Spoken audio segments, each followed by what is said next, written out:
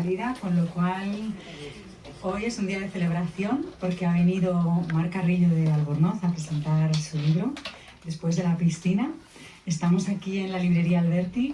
Os saludo a todos los que habéis venido a verla y también saludo a los que estáis al otro lado. Doy las gracias a los libreros, como siempre, del Alberti, porque nos cuidan muchísimo a mí y a todos los libros de Tres Hermanas. Tengo un catálogo ya muy hondo y muy trabajado. Cumplimos 9 años de existencia el 9 de diciembre y bueno, pues una manera de celebrarlo es con el relato, con Mar y con Eloy, que es un autor ya consagrado en el género del cuento, que me abrió los ojos con la literatura de Mar, y yo solo quiero que vosotros, vosotras y los lectores y lectoras que estáis viéndonos y al otro lado entendáis por qué he publicado este libro de cuentos, sobre todo por ese amor a la palabra, al lenguaje. Me parece que Mar utiliza siempre un vocabulario preciso, onírico y evocador, y a mí eso me llamó muchísimo la atención, ya más allá de las palabras elogiosas de Eloy Tizón. Sin más preámbulo ni dilación, porque sé que luego estos eventos se alargan, porque siempre gozan de un interés hermoso del público. Doy la palabra a Eloy, si te parece, y nada, bienvenidos y bienvenidas a todos.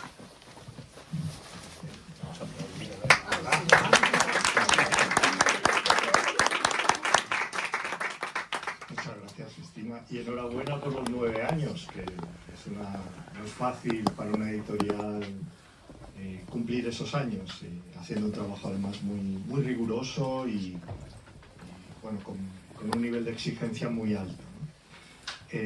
Yo también me uno a las buenas tardes. Muchísimas gracias por acompañarnos.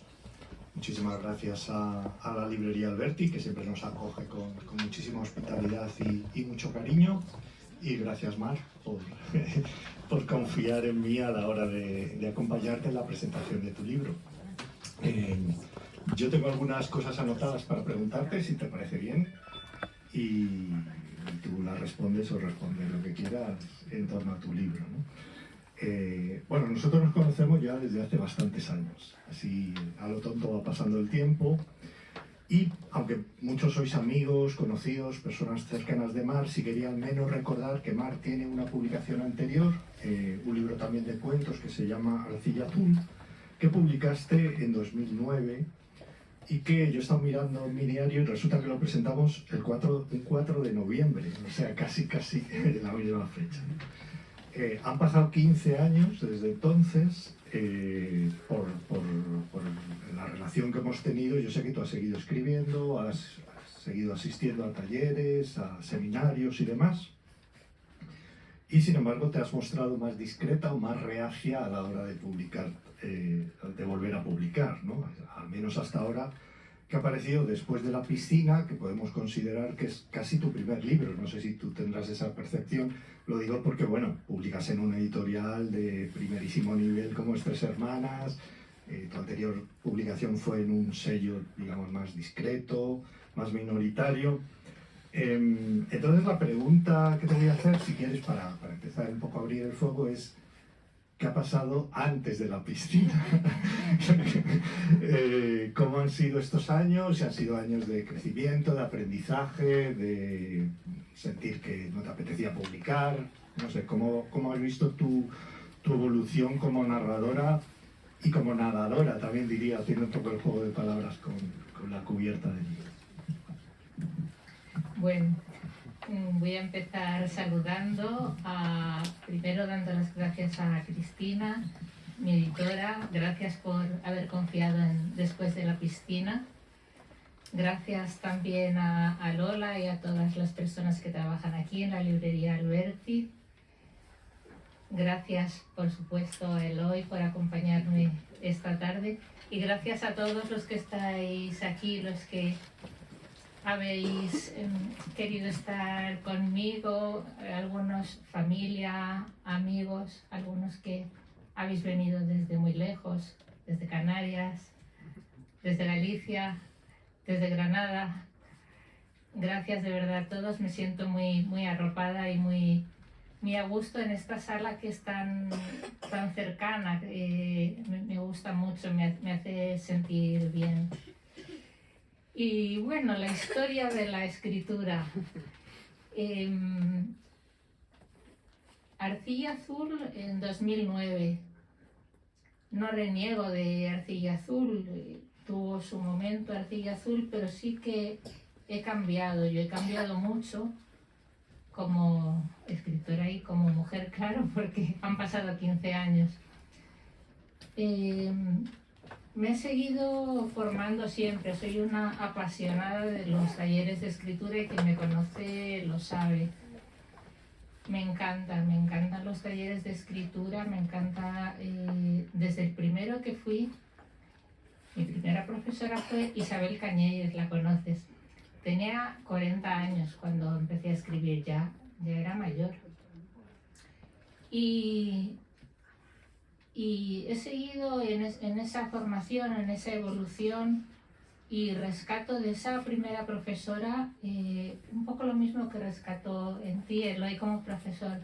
Y es esa capacidad de sacar lo mejor que hay en la escritura de una persona, de reforzar sus logros y al mismo tiempo plantearle nuevos retos. Y eso es lo que yo he querido a lo largo de este tiempo. Este libro, Después de la piscina, tardé 3 años en escribirlo. Empecé después de la pandemia, en 2021 quizá. Y ha tenido un montón de versiones. Al principio tenía incluso otro título, luego fui añadiendo relatos y a la vez que añadía relatos, los antiguos me parecía que ya no me sentía identificada con ellos, como que ya me gustaban menos y como una especie de capas, los antiguos iban quedando atrás y los nuevos iban encontrando su lugar y se fueron ajustando hasta que ya muy recientemente, a comienzos de este año prácticamente, tomó su forma actual. Su forma actual de la que me siento orgullosa.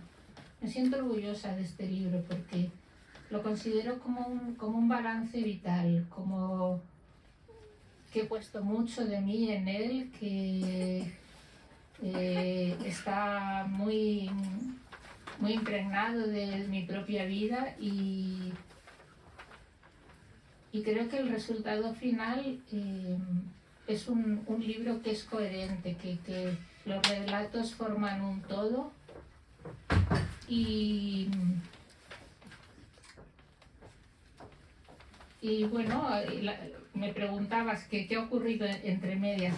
A ver, también no solamente he escrito relatos, porque mi profesión hasta junio de este año pues era psicóloga, en concreto psicóloga forense, aquí están compañeros. Y las psicólogas forenses pues tenemos que escribir también, pero de otra manera. Escribimos desde la máxima objetividad, desde la máxima... Entonces, qué complicado es cuando escribes desde las vivencias más íntimas, como es la literatura, y al mismo tiempo escribes desde la máxima objetividad, estás observando a las personas desde fuera y cuando escribes estás dentro, estás escribiendo desde lo más íntimo. Entonces, por echarle la culpa a alguien, pues se le echamos a los informes de psicología forense.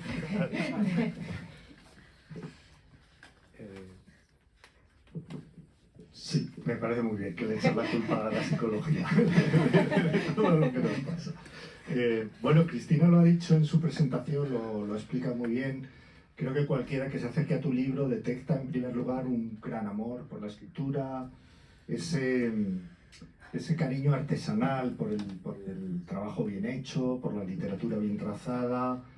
Son cuentos, ya lo verán, sin destripar nada, no tanto de argumento, diría yo, sino más bien de construcción de atmósferas. Tienen un registro poético, creo que muy notable. Y son cuentos en general breves, bastante breves cada uno de ellos. Yo los veo un poco como si fueran teselas de un mosaico, ¿no? Como esta mesa, ¿no? Cada mosaico es distinto y todos juntos conforman una visión general, ¿no? O como fotos que están puestas en un corcho y cada una es un pequeño trocito, un fragmento de vida, y todas, si las vemos en conjunto, de alguna forma desarrollan una historia mayor. Yo por lo menos lo he visto así porque creo que hay bastante unidad en tu libro, no son piezas sueltas y que no tienen nada que ver unas con otras, ¿no? Y además eso se reafirma porque hay los conductores, ¿no? Vamos a hablar de alguno de ellos en esta charla. Me gustaría comentar alguno de ellos. Uno que yo creo que llama bastante la atención es la idea del viaje. O incluso yo hablaría quizá más que de viaje de desplazamiento, porque no siempre es un viaje físico, de un viaje de ir del lugar A al lugar B, sino que a veces hay como digo, una especie de itinerancia o de traslado del personaje, de forma que algo se modifica en el interior de ese personaje, ¿no? Que suele ser una narradora, que yo me la imagino parecida a ti, no sé por qué, que de alguna forma después de realizar ese periplo, si se puede llamar así, algo se ha modificado en ella, el estado de ánimo, la manera de ver las cosas, ¿no?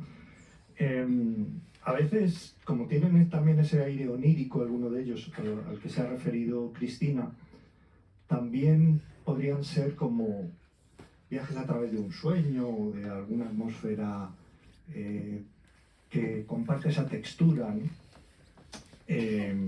Yo en algún momento pensaba llamarlos viajes astrales, pero reconozco que es exagerar un poco, pero me gustaba esa idea del viaje astral, ¿no? Si me lo permites.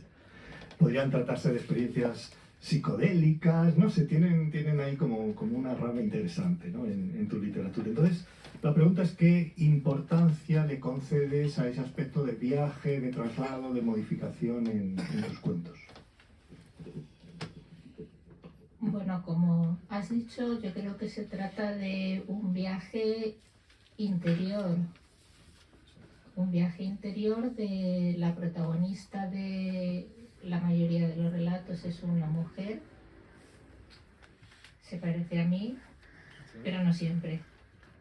Se parece a mí bastante, pero no siempre.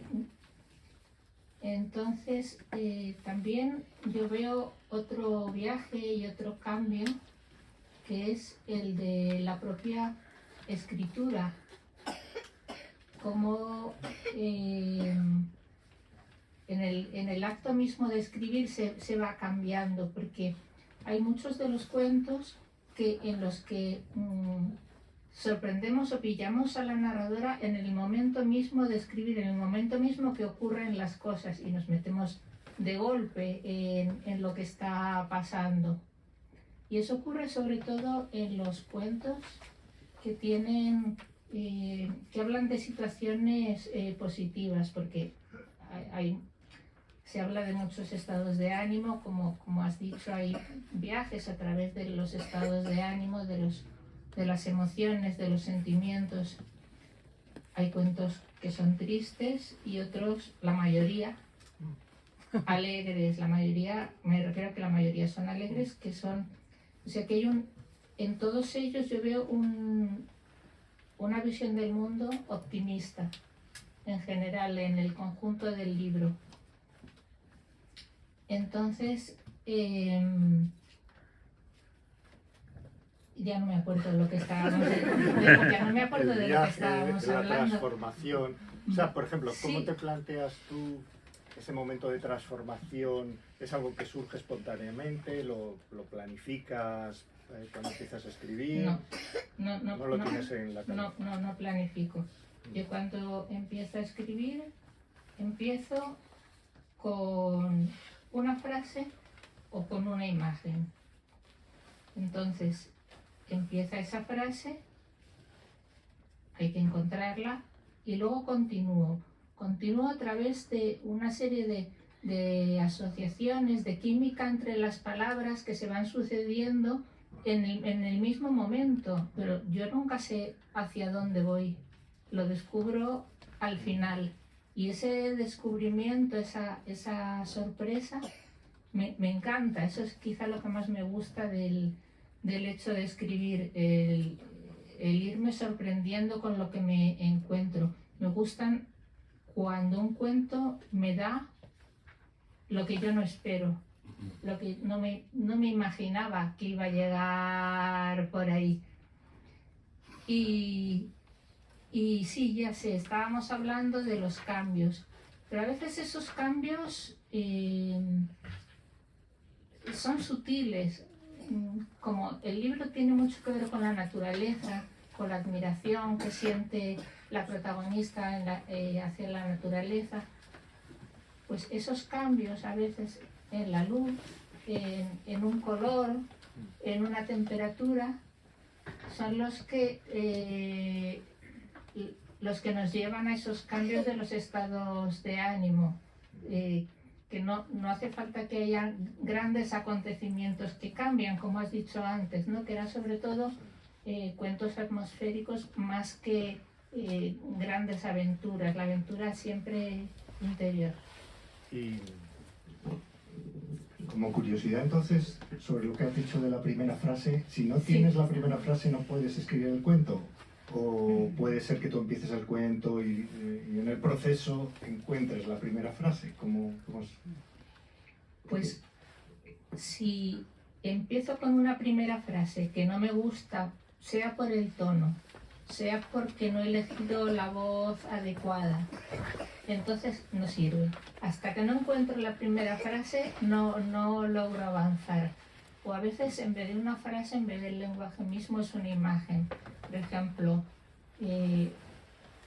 las raíces de un magnolio están rompiendo el suelo de una casa colonial que era de una tía mía. Y tengo ese recuerdo. Y entonces a partir de esa imagen busco cómo empezar. Pero siempre necesito esa frase inicial que a lo mejor luego, cuando el relato está terminado, a lo mejor ya la quito. Pero necesito, porque esa frase me da como el tono para seguir. Y si no me gusta, no logro avanzar. Otro aspecto que creo que debemos hablar es del elemento sensorial, que creo que es muy poderoso en tu prosa. Tus cuentos son poéticos, hemos dicho, yo diría que son sutiles, son delicados, como una labor de costura. De hecho hay mucha referencia a los tejidos, a las telas. Das a entender que es un mundo que te apasiona o que te fascina. Y por supuesto, como decía, la importancia de lo sensorial, ¿no? Es un libro que tiene mucho verano, mucho sol, mucho viento, mucha playa, mucho mar, ¿no?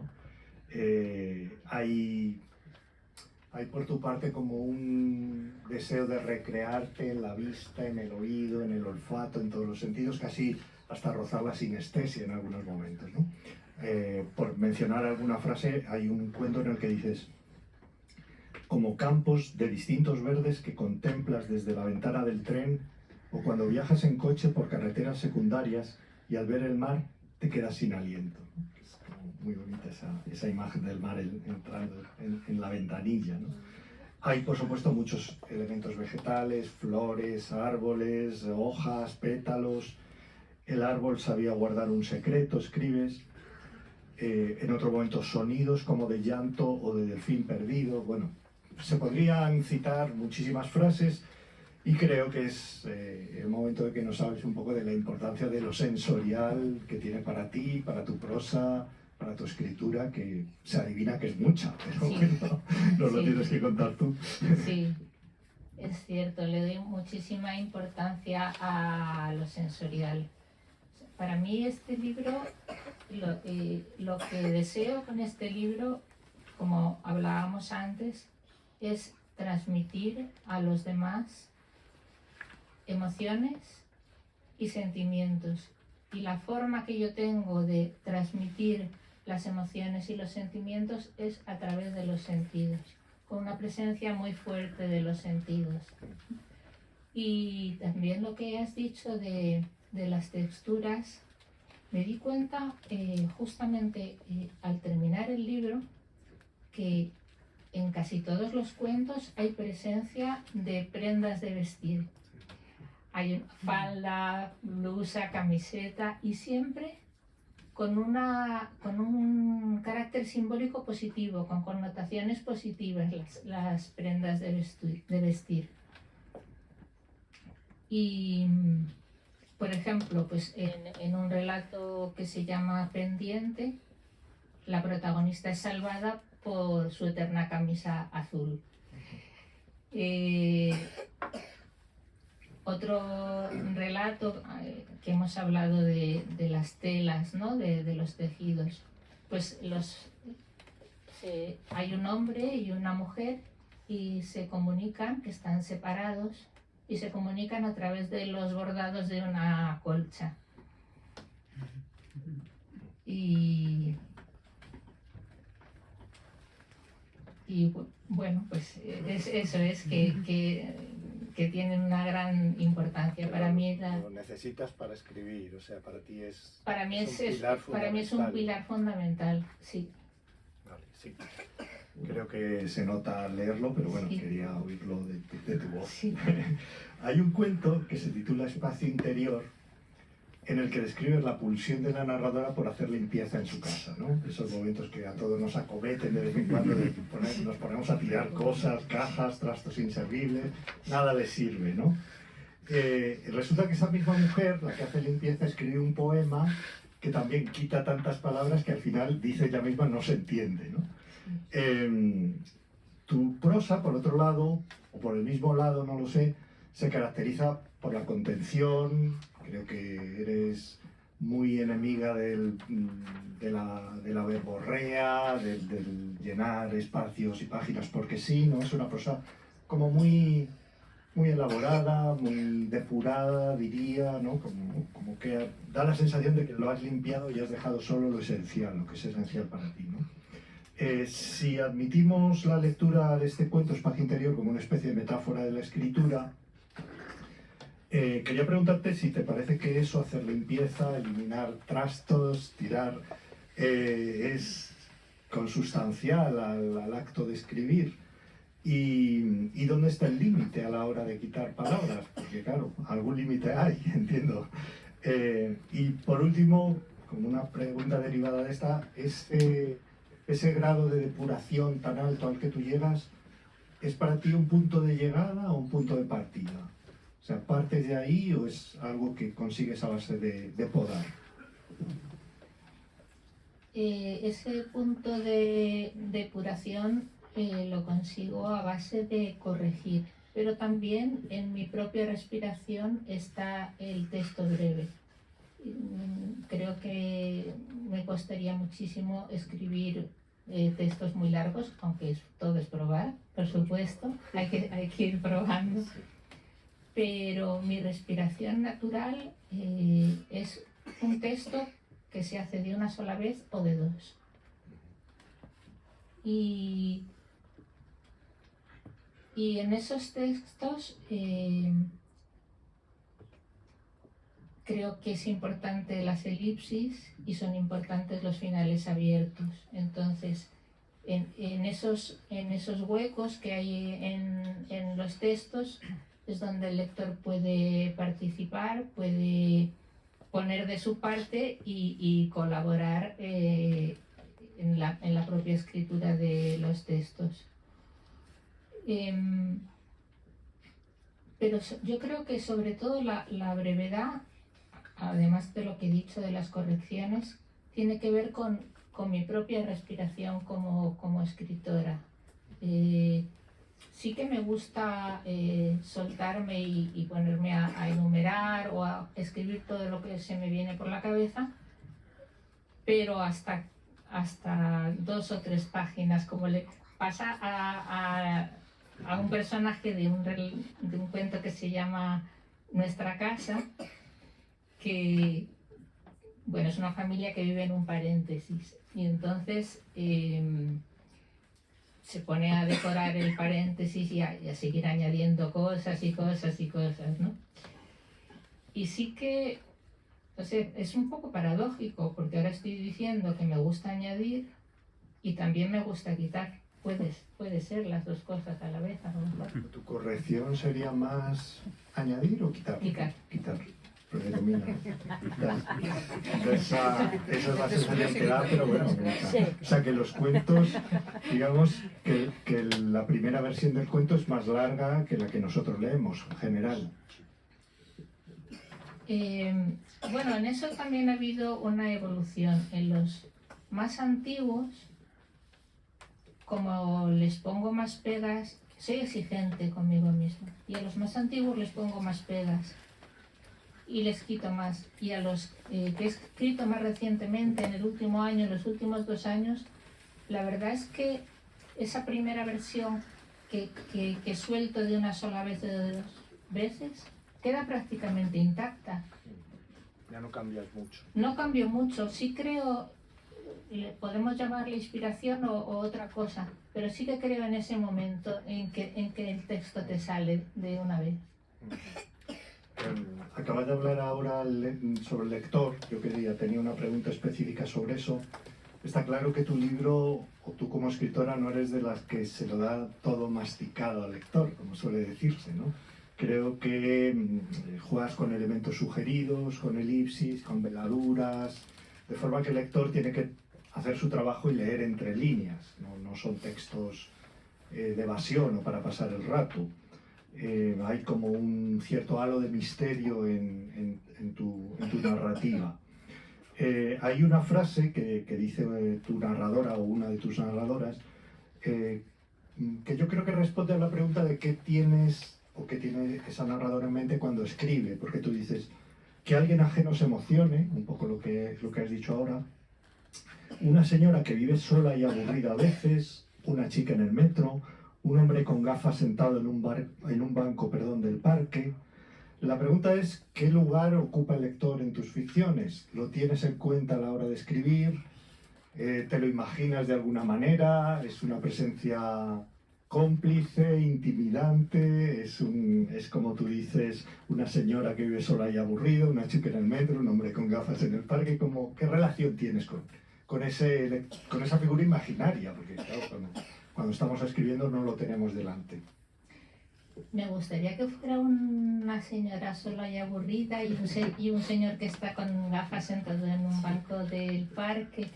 Me gustaría que fueran personas muy distintas. Yo me doy cuenta que algunos de los cuentos los entiende mejor una persona de mi generación, porque hay alusiones a canciones, a películas, a personajes que corresponden a mi generación. Y eso me ha hecho pensar también, porque lo que más me costó, yo creo, fue ordenar los relatos. Le di muchísimas vueltas. Y siempre el primero estaba el que está ahora, Frutos del Bosque. Y cuando he tenido algún feedback de lectores, entran en el segundo. Ese primero, que es metaliterario y que es bastante generacional, cuesta un poco. Y yo pensé, bueno, ya no puedo volver atrás, ya está hecho. Cristina me asesinaría, a lo mejor. Digo, no, Cristina, perdona, que ahora está el primero, lo vamos a poner al último. Pero me pregunto si acerté al poner, porque exige un esfuerzo un poco más grande, ese primero. Entonces está bien que el lector haga un esfuerzo, pero como también quiero llegar a mucha gente, quizá hubiera sido mejor empezar por el segundo. Dejo ahí la pregunta. Vale, también te vas como anticipando a cosas que tenía previsto. Gracioso, porque tenía una pregunta y está aquí escrita sobre ese primer cuento. En el sentido, a mí sí me parece que es un buen arranque del libro porque marca de alguna forma tu territorio literario. Es un cuento que está entre la realidad y la ficción. Y creo que tu narrativa está entre la realidad y ficción. Entonces el primer cuento es como una declaración de intenciones porque tiene algo de de jardín de Borges, de senderos que se bifurcan, ¿no? Hay una narradora que es una especie de Alicia en el País de las Maravillas, donde tiene que tomar decisiones y en función de la puerta que abre, si se puede decir así, pues da paso a una ficción de unas características o de otras, ¿no? Ese gesto de tomar decisiones, que yo lo veo muy relacionado con la literatura, porque quería preguntarte si para ti escribir es justamente eso, tomar decisiones. Y si puedes decirme qué decisiones has tomado en tu escritura y qué otras puertas has preferido tener cerradas porque son caminos que no te interesan. Bien. La decisión más importante yo creo que se refiere a la intención de este libro. Es una intención, como he dicho antes, que se relaciona con una visión del mundo optimista. Entonces, por eso aquellos relatos que son más graves, los temas que tocan, que hablan, porque también se habla de cosas tristes, de la pérdida de una persona querida, de la separación, del divorcio,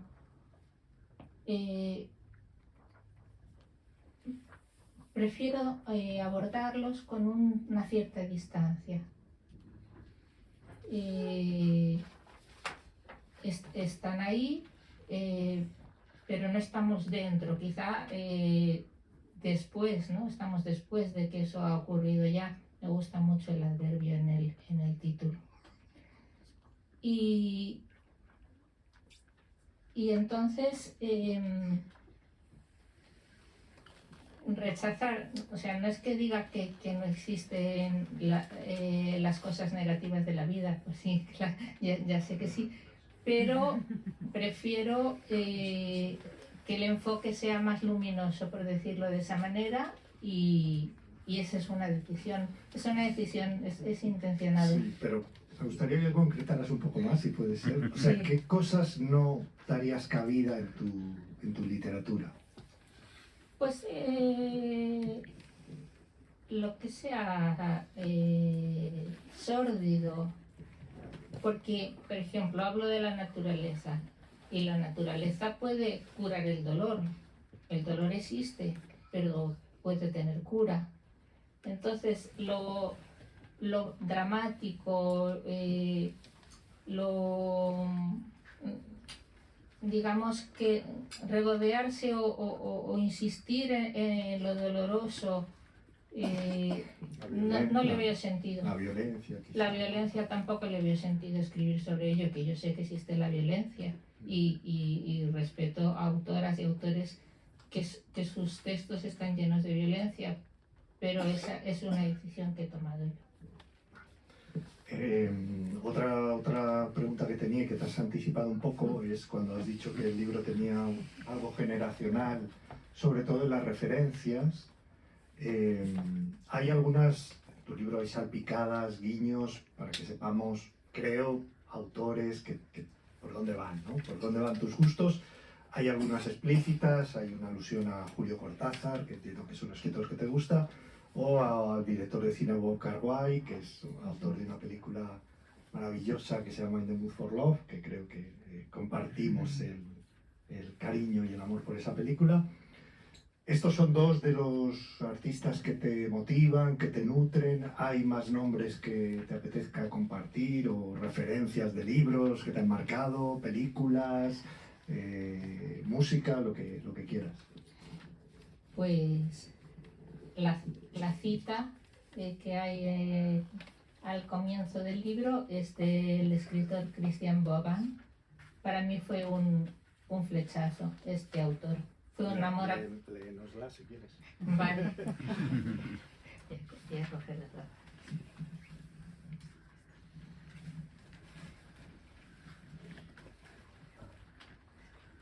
Ante un gran árbol o un fuego, uno no se preocupa de tomar notas.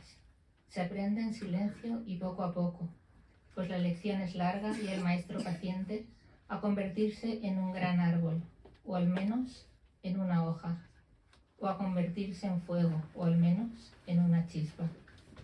pertenece al libro Autorretrato con Radiador, que, bueno, cuando desde la primera página, como decía, pues fue un amor a primera vista. Y sí, Los que sí hay, digamos, explícitamente señalados como Cortázar o Wong Kar-wai, ¿por qué te atrae? a ver, ¿por qué me hice lectora? Por Cortázar. Tenía 16 años, el primer libro que leí como adulta fue Rayuela. Y Entraste por una puerta difícil. bueno, a mí me entusiasmó, luego ya pues todo el boom latinoamericano era la época. Entonces, pues Cortázar para mí, aparte de un maestro del cuento, lo sentía, qué pena cuando murió, fue como una persona de la familia, como alguien entrañable, ¿verdad, Gloria? Y luego otro autor al que le dedico una carta de amor es Ray Bradbury. Una carta de amor pues porque le amo, claro.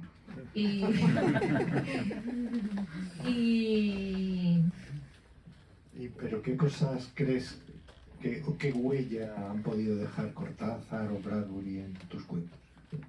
Pues yo creo que Bradbury ha dejado la huella de la sensorialidad. Yo desde que le empecé a leer, aparte de sus obras más conocidas, en otras obras menores, es esa visibilidad de lo que escribe que te entra por los ojos. Yo creo que eso me ha influido, queriendo ser como él. También quiero ser como Christian Bobán, ojalá fuera como él. Y de Cortázar yo creo que puede haber influido esa forma de sutilmente meter lo fantástico, entrar en lo fantástico sin grandes aspavientos. Hay algunos cuentos que se meten en terrenos fantásticos con la mayor naturalidad del mundo. Quizá puede venir de ahí. ¿Y algún nombre más que se te ocurra o que quieras añadir o esos consideras que son los principales? Pues es imposible ahora mismo, es imposible repasar. Cuando terminemos te acordarás de 15. No, sí, es que serían demasiados los escritores.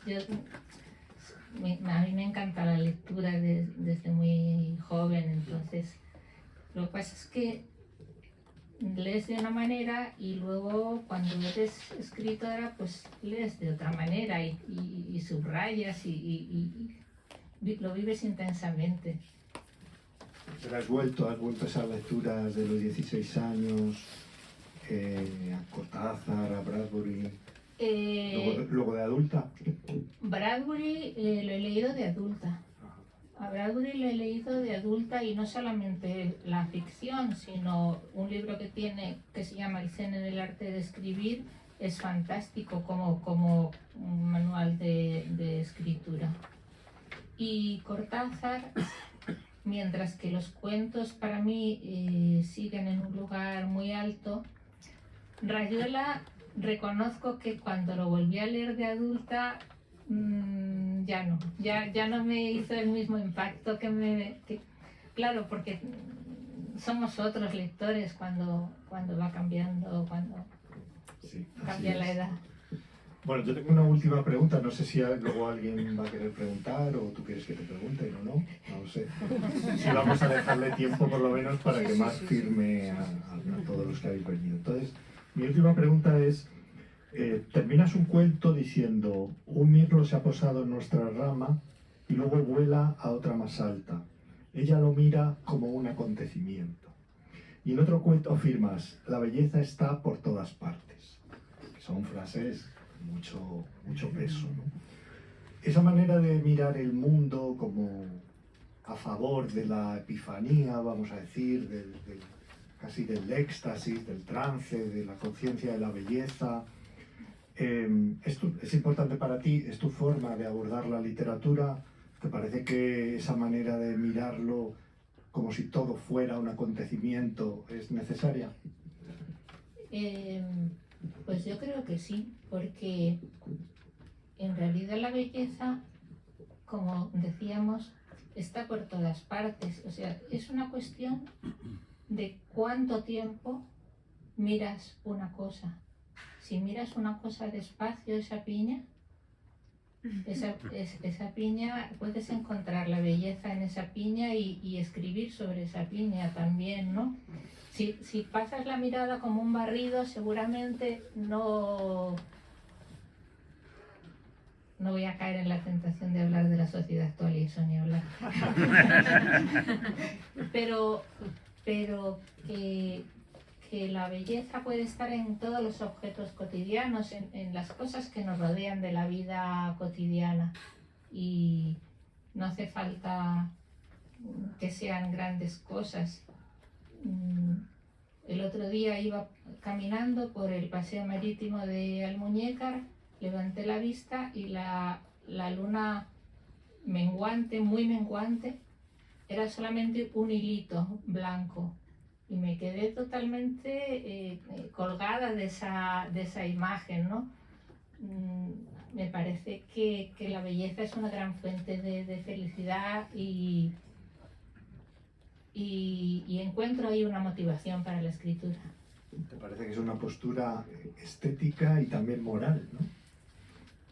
Es una postura estética y también moral, uniéndolo con lo que hemos hablado antes, de rescatar lo más luminoso y dejar un poquito de lado, o al menos no negarlo, pero guardar cierta distancia con los temas más graves.